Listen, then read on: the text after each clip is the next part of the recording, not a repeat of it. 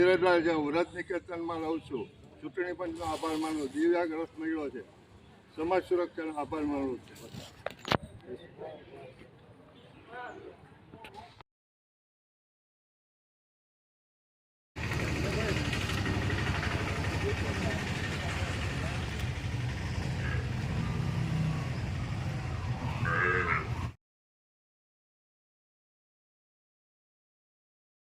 ને 2024ની લોકસભાની ચૂંટણીમાં હું દિવ્યાંગ હોવા છતાં પણ વહેલી સવારે 8 વાગ્યામાં અહીં મતદાન કેન્દ્રમાં મતદાન કરવા આવ્યો છું. તો દરેક નાગરિકોને અપીલ કે અચૂક મતદાન કરે. અને અહીં બાઉદીન કોલેજમાં મતદાન મથકની અંદર વ્યવસ્થા પણ સારી છે અને તમામ લોકોને મદદ કરે છે. એ લોકો પગથિયા ન ચડી શકે મારા જેવા અપંગ વ્યક્તિ, છતાં પણ એ લોકો મદદ કરે છે. અને અચૂક બધાને મતદાન કરવા અપીલ.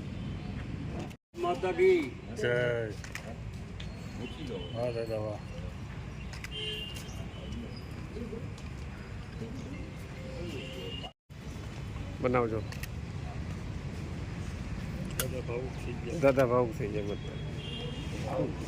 6 વાગ્યાના ઉઠીને કરતા હતા મતદાન કરવા જવું છે. નામ છબીલભાઈ અમરસિંહભાઈ જોમનપુત્રા, જુનાગઢ, મૂળ વતન ખાંભા. બરાબર. હવે 86 વર્ષની ઉંમર છે. મતદાન આપણે ભારતમાં રહેવું છે. ભારતમાં મતદાન ભારતના હિત માટે આપણે મતદાન કરવું જોઈએ. આજે 3 મહિનાથી ખાત લેતો પણ ફરવાથી નક્કી કર્યું હતું મતદાન કર્યું.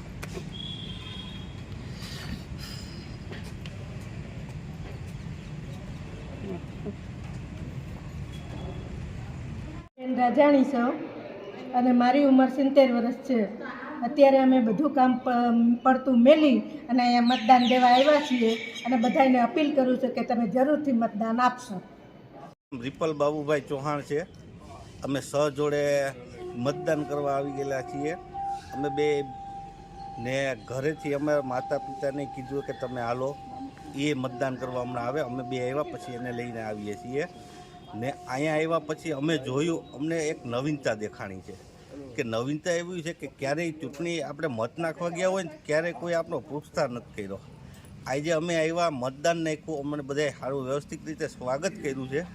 ને પછી બીજું એવું છે કે આજ વૃક્ષ વાવવાની વાત કરી છે. એટલે અમને બે માણસને એક વૃક્ષ આપી ને પર્યાવરણને સારું કરવા માટે વૃક્ષ આપેલા છે. મતદાન જરૂર. હા, જયપ્રકાશ જોબનપુત્રા. મારા પપ્પા 86 વર્ષના છે. 3 મહિનાથી પથારીમાં હતા. આજે સવારના ઉઠીને 6 વાગ્યાનું વેન કર્યું હતું. મારે મતદાન કરવા જવું છે. પછી કે લઈ આવ્યો અહીંયા. ડાયરેક્ટ વ્યવસ્થા સારી છે. બધાનો સહકાર સારો મળ્યો છે. અને ભારતમાં રહેવું હોય તો એકવાર મતદાન તો કરવું જ જોઈએ. એ આપણી ફરજમાં આવે છે. મત એળે ન જવો જોઈએ.